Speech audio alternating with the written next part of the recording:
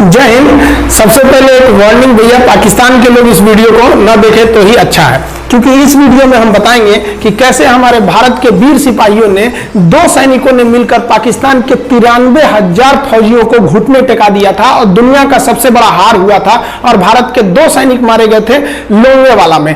हम इस वीडियो में बताएंगे कैसे PNS गाजी को डुबा दिया गया। यह भी बताएंगे कि चाइना पाकिस्तान का इतना बड़ा दोस्त बनता है लेकिन 1971 में क्यों नहीं बचा पाया, न चाइना बचा पाया और न ही अमेरिका बचा पाया। इस वीडियो में हम A to Z बातें करेंगे। अगर आप इस वीडियो को कंप्लीट देख लेते हैं तो कोई भी पाकिस्तानी की हैसियत नहीं होगी कि आपसे आंखें मिला सके, इसलिए इस वीडियो को देखते रहिएगा। यदि आप राष्ट्रवादी, अगर आप भारतीय हैं तो ही इस वीडियो को देखें। पाकिस्तानी और बाहर के चाइनीज वगैरह लोग इस वीडियो को न देखें, ये उनके लिए एक तरह का वार्निंग है, क्योंकि इसमें हम भारतीय सेना के हर उस वीर गाथा को बताएंगे जो एक हर भारतीय सुनना चाहता है। A to Z उस बातों को बताएंगे।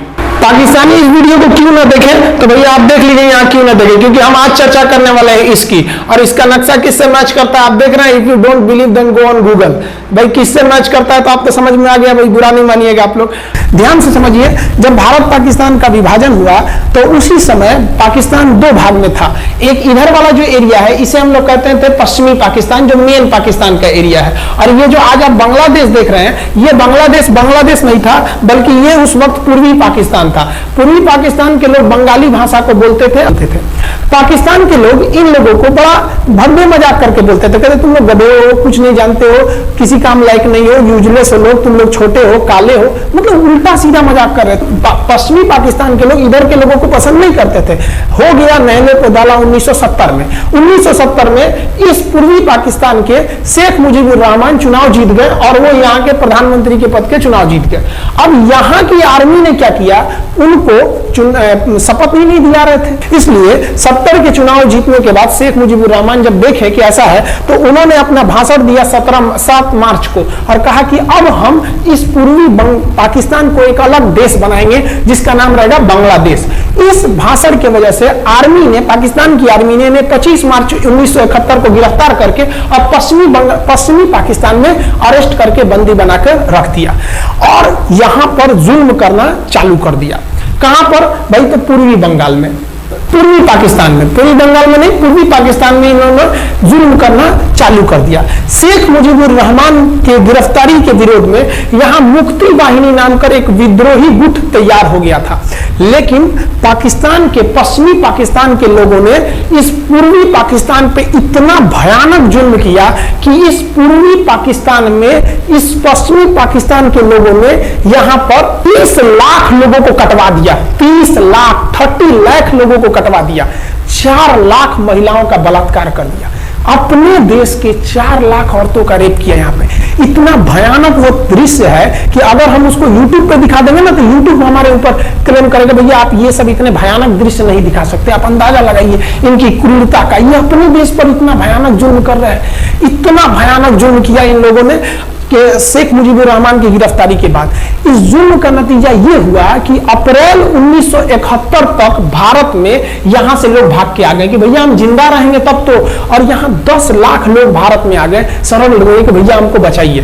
तो इंदिरा गांधी जानती थी कि जब तक यहां शांति नहीं होगा तब तक ये लोग वापस नहीं जा सकते थे, और शांति का एक ही था कि यहाँ पे घुस के इनको मारा जाए ताकि ये पश्चिमी पाकिस्तान वाले लोग यहाँ पर सुधर सके। तो इंदिरा गांधी ने इसके लिए बात की जनरल फील्ड मार्शल मानेकशॉ से। उन्होंने सेना प्रमुख मानेकशॉ से कहा, सैम मानेकशॉ से, कि आप अभी युद्ध कीजिए, हम आदेश देते हैं आप अभी युद्ध कीजिए बांग्लादेश पे, हम अपने पड़ोसियों को इस तरह मरते नहीं छोड़ेंगे, आप इस पे हमला कीजिए। उस समय ये पूर्वी पाकिस्तान था। मानेकशॉ ने कहा कि नहीं, हम हमला नहीं करेंगे। कही अरे क्यों?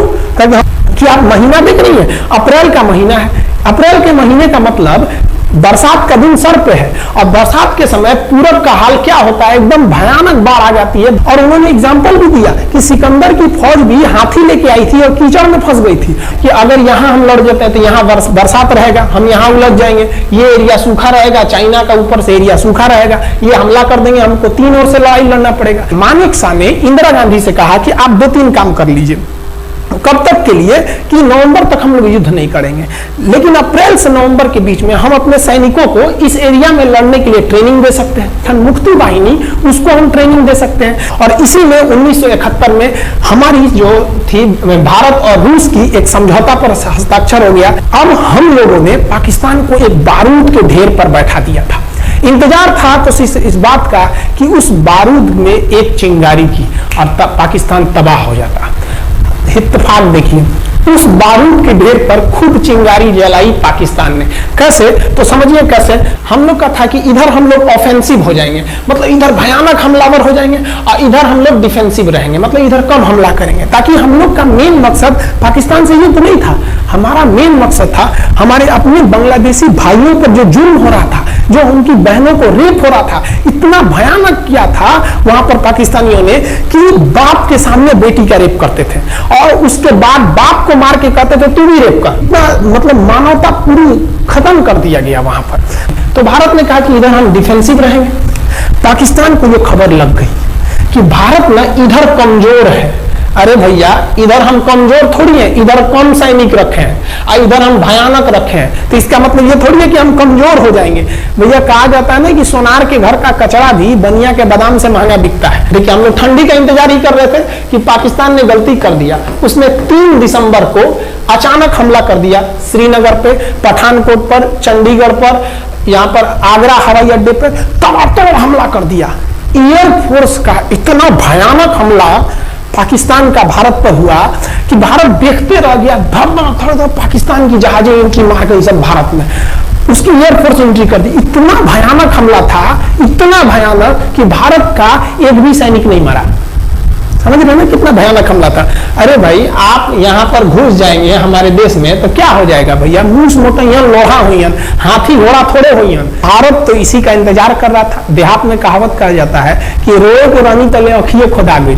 भैया, हम प्लानिंग कर रहे थे कि हमला करने के लिए कि आप हमारे पे हमला करिए दीजिए।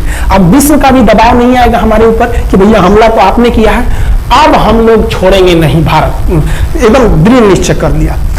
इसी बीच पाकिस्तान को एक खतरनाक खबर लग गई। क्या थी खबर भाई? तो देखिए, पाकिस्तान को खबर लगी कि भारत की ज्यादातर फौज इस पूर्वी पाकिस्तान की ओर डिप्लॉयड है और यहाँ राजस्थान के जैसलमेर जिला में एक जगह है लोंगेवाला। उस लोंगेवाला में केवल और केवल 120 फौजी हैं। और अगर पाकिस्तान ने सोचा कि 120 फौजियों को हम रातों रात मार देते हैं तो उस समय एयरफोर्स रात में लड़ाई नहीं कर सकती थी, इसलिए इन्होंने लोंगेवाला में एंट्री मार दी। पूरी भयानक टैंक लेकर, फौज लेकर, इन्फेंट्री लेकर, और उसको वो लोग लोंगेवाला में घुसने के लिए चल दिए। और लोंगेवाला में भारत के पास केवल 120 सिपाही थे, केवल 120, और उन पर वो हजारों की संख्या में टूट पड़े।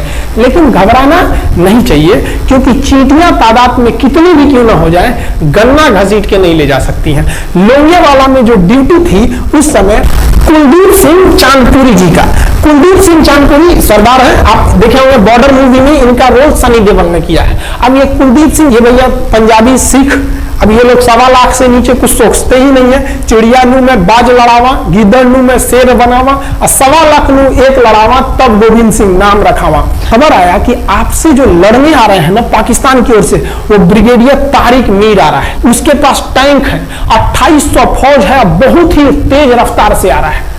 आपके पास केवल 120 जवान है कुलदीप सिंह, आप पीछे हट जाइए, आप पीछे हट जाइए, क्योंकि आपको हम ना, आप बहादुर हैं इसमें नो डाउट, लेकिन आप कैसे लड़िएगा उतनी भयानक फौज के पास? यहाँ उन्होंने कहा खालसा सिख नहीं हट सकते, हम दिखा देंगे कि हम 120 भी उन पर क्या पड़ेंगे, भारी पड़ेंगे। इनके पास ना ही टैंक को उड़ाने के लिए कोई संसाधन थे, टैंक को मारने के लिए एक जीप पर लगा हुआ छोटा सा तोप था, और इनके पास 3 ठो माइंस लगे थे। माइंस समझते हैं आप लोग? टैंक जो होता है ना, बम, उसको उड़ाने के लिए माइंस लगाए जाते हैं। तो देखिए ध्यान से, ये है माइंस, ये माइंस होते हैं। इस पर अगर टैंक चढ़ता है ना तो टैंक ब्लास्ट कर जाता है। तब इन्होंने दिमाग लगाया। इन्होंने क्या किया, जो खाली रेगिस्तान था ना, उसमें ना आगे की ओर 3 ठो ओरिजिनल माइंस को लगा दिया, और जो खाना खाने वाला टिफिन होता है ना 4 खंडे वाला, इसे, उस टिफिन को इन लोगों ने रातों रात ना बिछा दिया। ऐसे लाइन से, देखिए लाइन से। पाकिस्तान की टैंक आई तो शुरुआत में तो भैया ओरिजिनल माइंस था, धाम से लगा, पाकिस्तान की टैंक उड़ गई। पाकिस्तान का एक टैंक उड़ा, फिर दूसरा उड़ा, तीसरा उड़ा। पाकिस्तानी एकदम डर गए सब। ब्रिगेडियर तारिक मीर कहें कि भैया यहां तो माइंस लगा के रखा है इन लोगों ने, एक काम करो इंजीनियरों को बुलाओ, पूरा माइंस निकालो। अब ब्रिगेडियर जो हमारे मेजर कुलदीप सिंह थे ये जानते थे कि बाबू अगर हम तुमको रात भर रोक दिए ना तो सुबह हमारी एयरफोर्स आएगी, तुमको जिंदा नहीं छोड़ेगी, इसलिए इन्होंने पूरा टिफिन बिछाया था। इन पाकिस्तानियों ने 6 घंटे लगा दिए उनको निकालने में। इंजीनियर आते थे तो डर के मारे टिफिन निकालते थे, अरे बाप रे बाप, और टिफिन में तो ईंटा पत्थर भर देते थे और डर के ले जाते थे, भागो भागो भागो, माइंस है माइंस है। इसको लगाते लगाते इन लोगों ने पूरी रात बिता दी। 3 बज गया, 3 बजे इनको पूरा सन्नाटा दिखा कि भैया ये तो टिफिन है, ये रेगिस्तान में तो टिफिन है।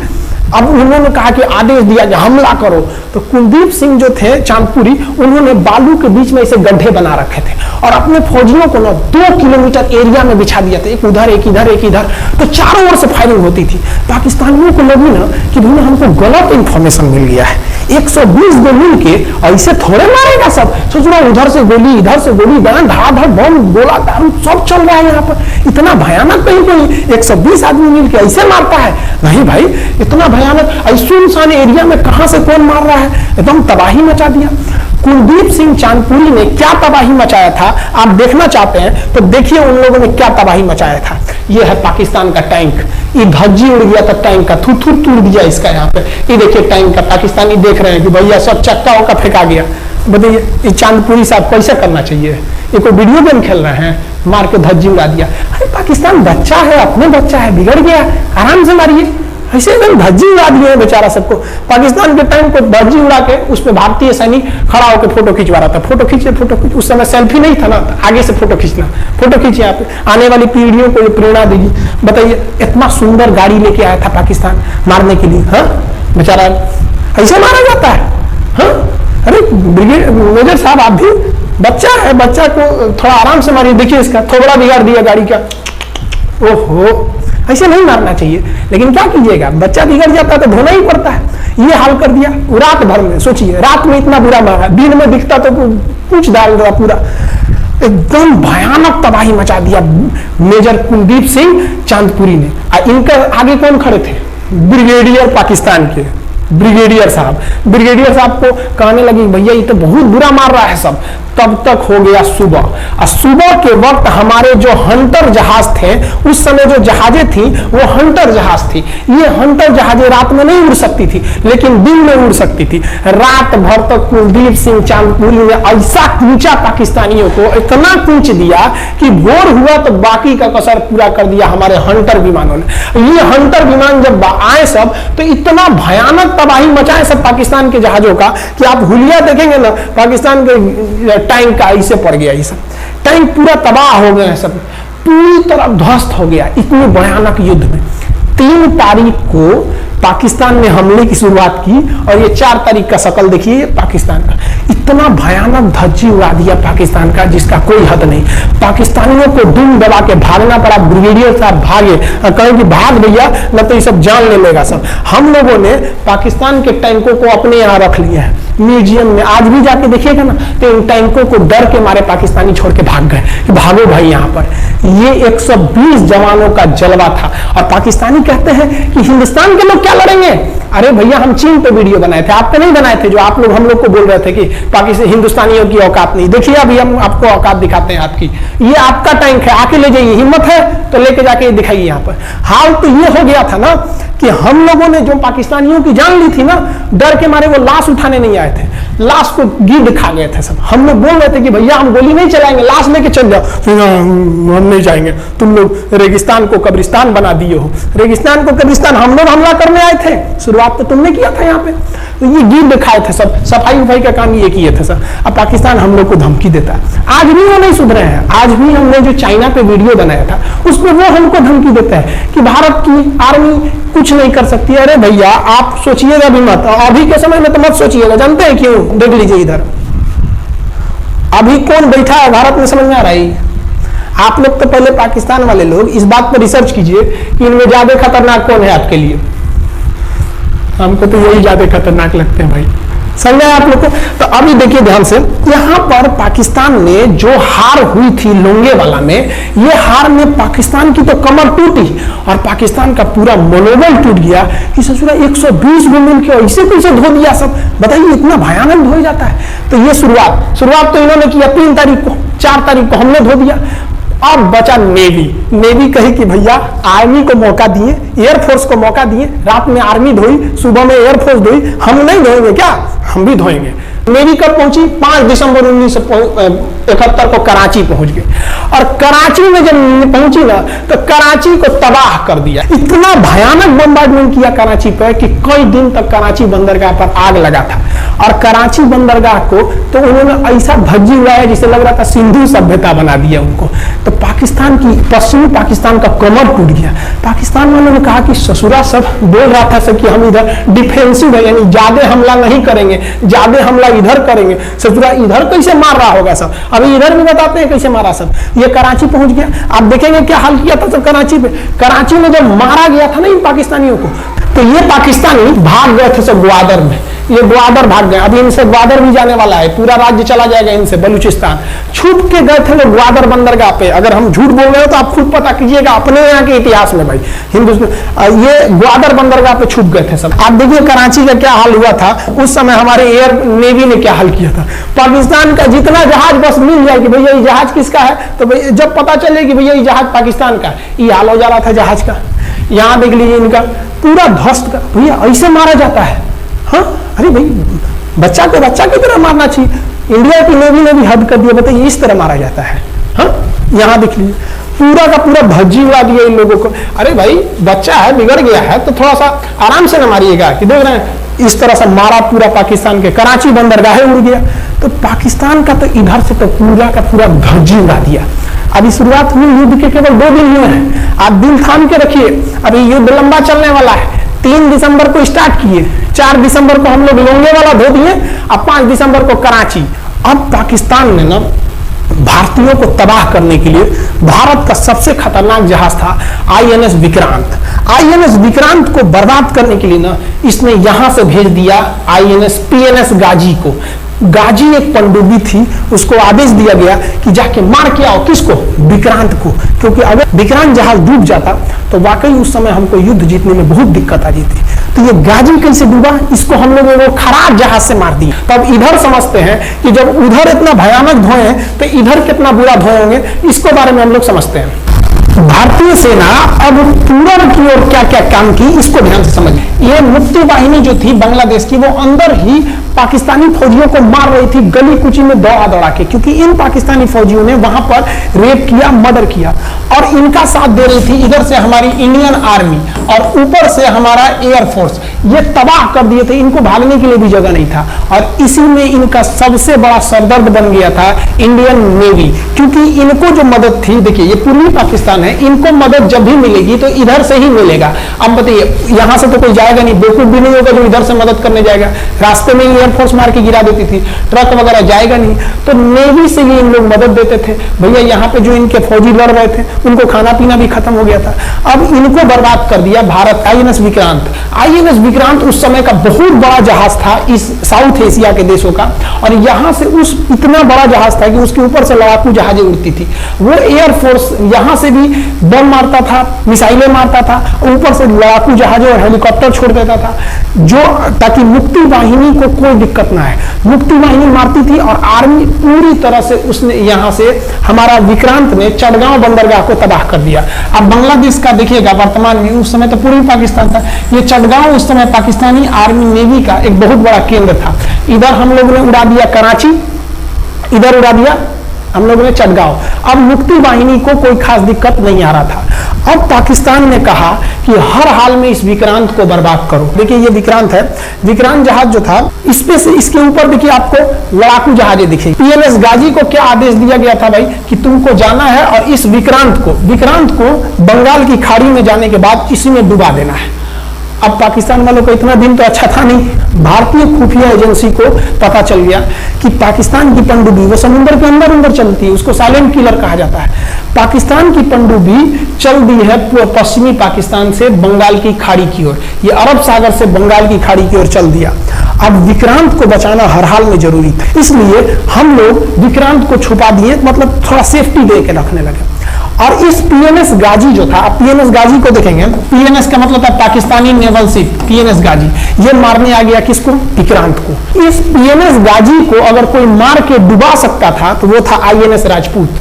लेकिन ये जो आईएनएस राजपूत आप इमेज में देख रहे हैं, ये उस समय समस्या क्या था इस आईएनएस राजपूत के साथ कि इसके इंजन में कुछ खराबी आ गई थी और ये बिगड़ गया था, और बिगड़ के इसको विशाखापट्टनम पे बनाया जा रहा था, रिपेयर किया जा रहा था, इंजन में गड़बड़ हो गया था। तो भारतीयों का यहीं पे दिमाग काम आया। भारतीयों ने सोचा क्यों ना हम पीएनएस गाजी को खुद बुला के लाए, कहां पर? विशाखापट्टनम पे।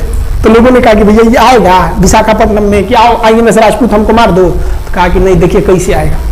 भारतीयों को पता था कि हिंदुस्तान में पाकिस्तानियों के कुछ ना कुछ जासूस होंगे और वो पाकिस्तान को पल पल की खबर दे रहे होंगे। भारतीयों ने क्या किया, आईएनएस विक्रांत के जितने भी अधिकारी थे उनसे कहा कि आप लोग अपने अपने घर फोन कीजिए कि हम विशाखापट्टनम आ रहे हैं, तुम लोग हमको छुट्टी मिला है, विशाखापट्टनम में 10 दिन रुकेंगे, हमारे लिए तुम लोग खाना पीना अच्छा से बनाओ। लड़कों से उन लोगों को खबर पिला दिया। विशाखापट्टनम में जितने मछुआरे थे उनको कहा गया कि आप लोग हट जाइए, बहुत बड़ा जहाज आने वाला है, बहुत बड़ा जहाज विक्रांत आ रहा है, यहाँ पे आप लोग खाली कर दीजिए, आईएनएस विक्रांत आ रहा है। यहां पर क्या किया गया, ऑर्डर दिया गया, बहुत सारे फल सब्जी अंडा ब्रेड, कि भैया ये इतने बड़े जहाज के लिए जा रहा है, 6 महीने का खाना चाहिए। ये खबर आग की तरफ फैल गई पाकिस्तानियों को, और पाकिस्तान में खबर लग गई कि भैया आईएनएस विक्रांत यहां नहीं है, आईएनएस विक्रांत विशाखापट्टनम पे है। अरे बकलो, आप विशाखापट्टनम पर पीएनएस गाजी की मौत यमराज इंतजार कर रहा था, आईएनएस राजपूत। ये गधा जो था पीएनएस गाजी, ये मुड़ गया किधर की ओर? विशाखापट्टनम की ओर। और विशाखापट्टनम पर चुपचाप शांति से खड़ा हुआ जहाज आईएनएस राजपूत इंतजार कर रहा था। तो पानी के अंदर अंदर आओ, ये अभी बाहर निकला हुआ है, पानी के अंदर रहती है। और आईएनएस राजपूत देखा कि ये आ रहे हैं, वो आईएनएस राजपूत को मारता कि इससे पहले ही आईएनएस राजपूत मार के तबाह कर दिया पीएनएस गाजी को। पीएनएस गाजी पर को डूबने के बाद पाकिस्तान को बहुत बड़ा सदमा लग गया। पाकिस्तान को यह एहसास हो गया कि अब हम कभी नहीं जीत सकते हैं, क्योंकि ये पीएनएस गाजी अमेरिका से खरीदा हुआ एक बहुत ही शक्तिशाली पनडुब्बी थी जिसे कोई डुबा नहीं सकता था, और हम लोगों ने उसको इस जहाज से डुबाया जो जहाज खराब हो चुका था, जिसका इंजन खराब था। भारतीय सेना का मोराल पूरे 7वें आसमान पर था और पाकिस्तानी दिन पर दिन बर्बाद हो रहे थे। अब पाकिस्तानियों को लगा अब क्या करेंगे, तो पाकिस्तानियों ने अमेरिका में फोन किया, भैया आप कुछ कीजिए। तो अमेरिका ने ना यूएनओ में मुद्दा उठा दिया, यूनाइटेड नेशन ऑर्गेनाइजेशन, इसकी जो सिक्योरिटी काउंसिल है, सुरक्षा परिषद, इसने कह दिया पूर्वी पाकिस्तान पर जुल्म कर रहा है, मार रहा है। तो रसिया उस समय हमारा साथ दिया, कहा कि तू 2 जनता जुल्म कर रहा है, भारत जो कर रहा है सही कर रहा है, हम इस प्रस्ताव के खिलाफ में वीटो करते हैं। वीटो अगर कोई देश, 5 देश को वीटो है, इस पर अलग चर्चा करेंगे, अगर किसी ने वीटो कर दिया तो प्रस्ताव रद्द हो जाता है। तो पाकिस्तान की एक और उम्मीद यहाँ पर अपना दम तोड़ दी। अब पाकिस्तान कहा अमेरिका से कि भैया आप ही हमको बचा लीजिए। तो अमेरिका ना पाकिस्तान की ओर से भारत पर हमला करने के लिए अपना सबसे खतरनाक जहाज भेज दिया, 7वां बेड़ा। देखेंगे 7वां बेड़ा को, अगर इतना भयानक था 7वां बेड़ा, ये अमेरिका का साथ अकेले चलता ही नहीं था, इतनी पूरी फौज के साथ, नेवी के साथ चलता था। ये किस लिए आया था? विक्रांत को डुबाने के लिए, और इसका साइज विक्रांत से डबल था, इसके आगे विक्रांत नहीं टिक पाता। अब इंदिरा गांधी भी टेंशन में रह गई। तब उस समय इंदिरा गांधी को याद आया कि भैया हमारा एक और तो हम समझौता करके आए हैं, अगर अमेरिका पाकिस्तान का साथ दे सकता है तो रूस से हम भी तो समझौता करके आए हैं। तो भारत ने रूस को कहा कि भैया अमेरिका इतना भयानक 7वां बेड़ा भेज दिया, आप हमारी मदद कीजिए। तो रूस ने कहा टेंशन क्या लेते हो, देखो हम बोलते हैं। रूस ने परमाणु पनडुब्बी भेज दी और रूस ने अपना 40वां बेड़ा भेज दिया। अब देखेंगे ये रूस का 40वां बेड़ा है, ये अपने भारी भरकम जहाजों के पूरे ग्रुप के साथ चल दिया, कहा कि चल भैया देखते तुमको कौन मारेगा भारत को। और अमेरिका को सीधा कर दिया कि भैया विक्रांत पर अगर आपने हमला किया तो ये हमला हम रूस पर हमला मान लेंगे। यहां पर खड़ा था भारत का विक्रांत और उसकी सपोर्ट में खड़ा था रूस का 40वां बेड़ा। और रूस ने यमन से अपनी एयरफोर्स को भी कह दिया था कि भैया तुम भारत की देखभाल करना। तो भारत की सुरक्षा के लिए इतने लोग, और अमेरिका अपना 7वां बेड़ा लेके यहाँ मुंह देख रहा था, और ब्रिटेन ने भी अपने ईगल नाम के बेड़ा को भी भेज दिया था। तो ये दो लोग हमारे खिलाफ आ गए थे लड़ने के लिए कि अब बताइए, हम लोग बांग्लादेश की भलाई सोच रहे थे, और अमेरिका का 7वां बेड़ा और रूस का ब्रिटेन का ईगल हम लोग के खिलाफ था, और हमारा अपना विक्रांत और रूस की एयरफोर्स और उसकी 40वां बेड़ा हमारे साथ थी। ये पूरी तरह से बाउंड्री बना दिया था 40वां बेड़ा। 40वां बेड़ा का कहना था कि भैया हमारे जहाज पर ऑटोमेटिक मिसाइल लगी है, तुम अगर इधर आओगे तो हम मार देंगे तुमको ऐसे ही। रूस ने अपनी सारी पनडुब्बियों को ऊपर उठा दिया समुद्र के ऊपर, ताकि सैटेलाइट से और दूसरी निगरानी से देखा जा सके, और यही हुआ भी। वो लोग रूस के इतने खतरनाक जहाजों के ग्रुप को देखकर घबरा गए, इतना घबरा गए कि ब्रिटेन ने कहा था we are too late. Britain का ईगल बेड़ा अमेरिका के 7वां बेड़ा से कर रहा है, उधर मत जो, बहुत देर हो गया, वो पहले पहुंच गया रूस, अब मारेगा वहीं तबाह हो जाओगे यहाँ पे। तो 7वां बेड़ा ने धमकी दिया कि हमारे जहाज में परमाणु बम लगे हुए हैं। तो 40वां बेड़ा ने रिप्लाई किया था कि हम भी जब चले थे ना तो परमाणु बम लादे के चले थे, और गिनती जब कर रहे थे तो हम भी गिनती किए थे 250 हमारे पास भी परमाणु बम था, लेकिन इतना ज्यादा था कि सोचे कि कौन गिनेगा, बाद में गिनेंगे, आ जाओ देखते हैं किसके पास कितना है।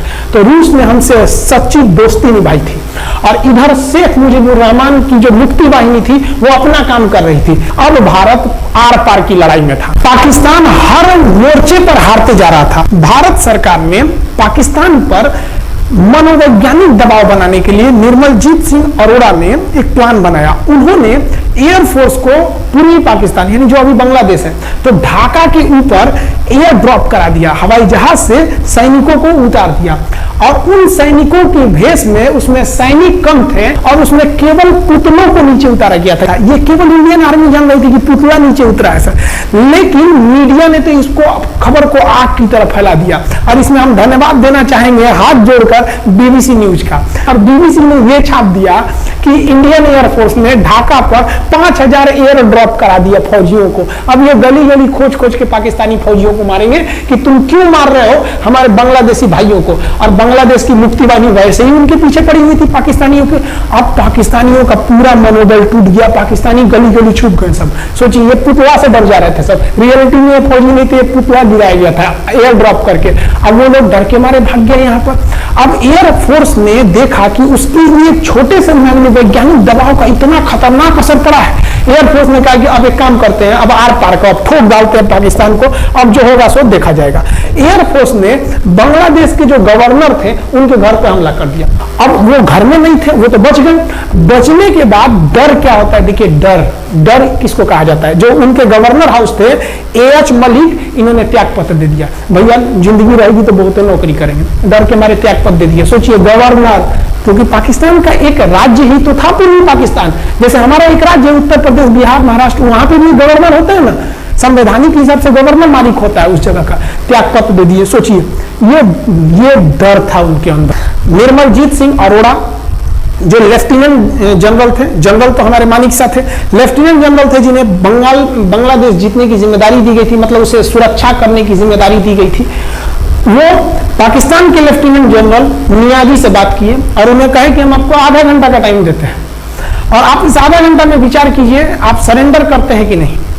अगर आप सरेंडर कर देंगे तो हम आपको गारंटी देते हैं कि आपके सैनिकों को जिंदा रखा जाएगा, और अगर आप हमारी बात को नहीं मानेंगे, देखिए गवर्नर साहब के घर है, कोई ठीक नहीं है, आपके घर पे भी यही हो जाएगा।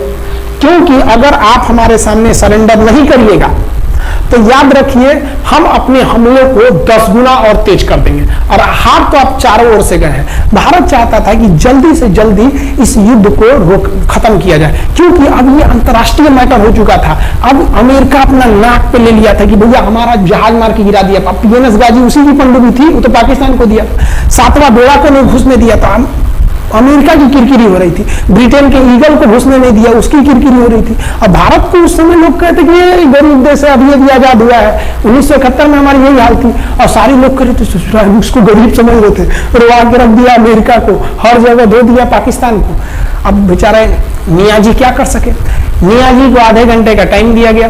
16 दिसंबर 1971, याद रखिएगा दिन, 16 दिसंबर 1971।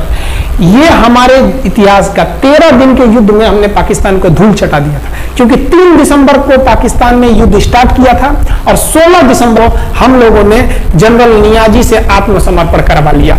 और आत्मसमर्पण आप देखना चाहेंगे जनरल नियाजी का। जनरल नियाजी इन्होंने हमारे लेफ्टिनेंट जनरल निर्मलजीत सिंह अरोड़ा के सामने आत्मसमर्पण साइन किया, और साइन करने के बाद बांग्लादेश के ढाका रेस कोर्स में इन्होंने साइन किया, और इनकी आंखों में आंसू था। एक देश के सेनापति के लिए इससे शर्म की बात क्या है जो गिनीज बुक में नाम रिकॉर्ड करा दिया। गिनीज बुक में कैसे? देखिए, पाकिस्तान के लोग हम चाइना के वीडियो बनाए थे, उस पर कमेंट कर रहे थे कि इंडियन आर्मी कुछ नहीं कर सकती। देखो, बांग्लादेश तुम्हारी बहादुरी का जीता जागता उदाहरण है।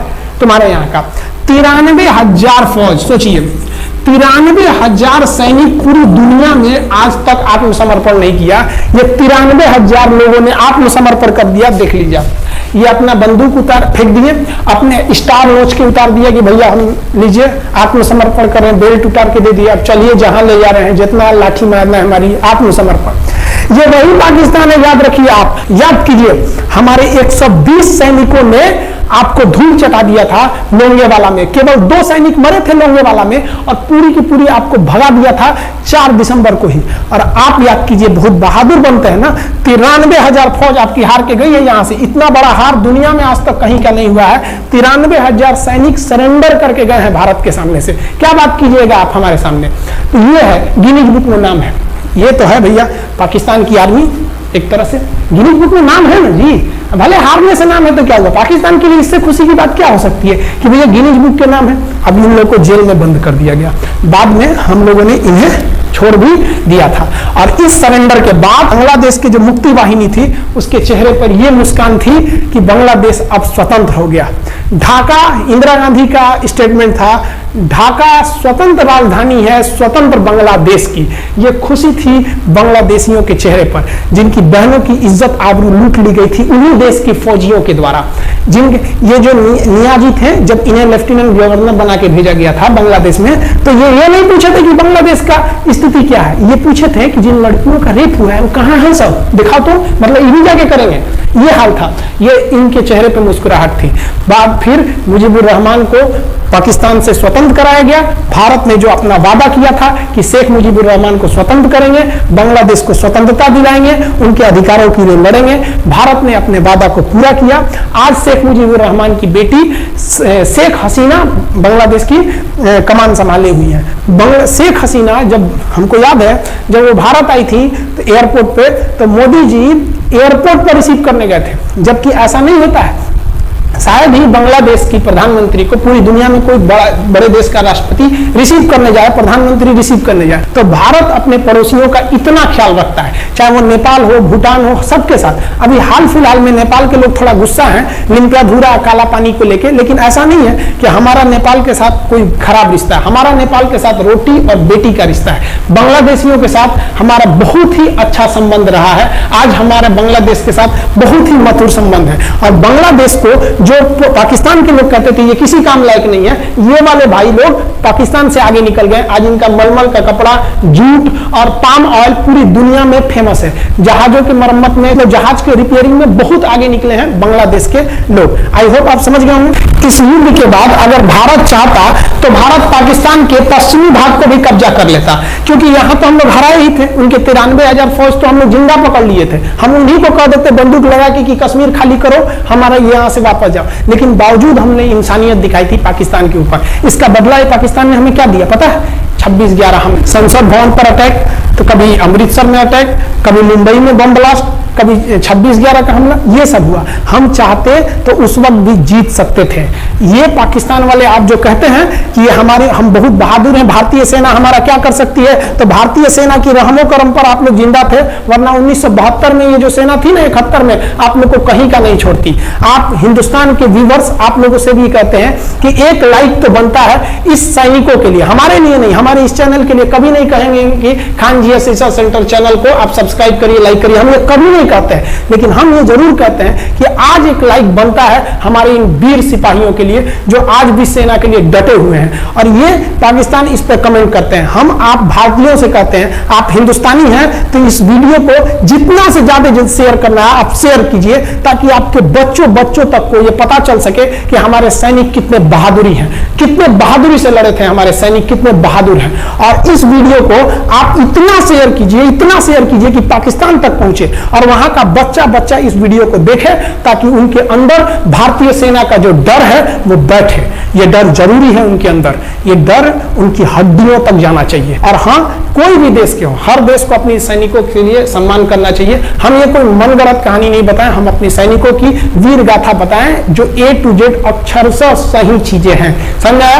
आप इस वीडियो को देख रहे हैं तो मेरे साथ बोलिए आप लोग, भारत माता की जय। पाकिस्तान के युद्ध का जो हम सीरीज बना रहे हैं, आज 71 का युद्ध बढ़ाएं, हम आपको कल 1948 का युद्ध बता देंगे, 65 की लड़ाई में वीर अब्दुल हमीद ने जो बहादुरी दिखाई, फिर आपको 84 का सियाचिन, 99 का करगिल और 62 की चाइना युद्ध के बारे में भी बता देंगे। याद रखिएगा, चाइनीज और पाकिस्तानी इस वीडियो को डिसलाइक जरूर करेंगे, आप उन पर भारी पड़िएगा। ये वीडियो आप संभाल के रखिएगा, अपनी पीढ़ियों को दिखाइएगा कि हमारी सेना कितनी बहादुर थी। एक सैल्यूट हम अपने वीर जवानों के लिए। जय हिंद। हम बहुत ही सौभाग्यशाली हैं जो ऊपर वाले ने हमें हिंदुस्तानी बनाया। I proud to be Indian. जय हिंद।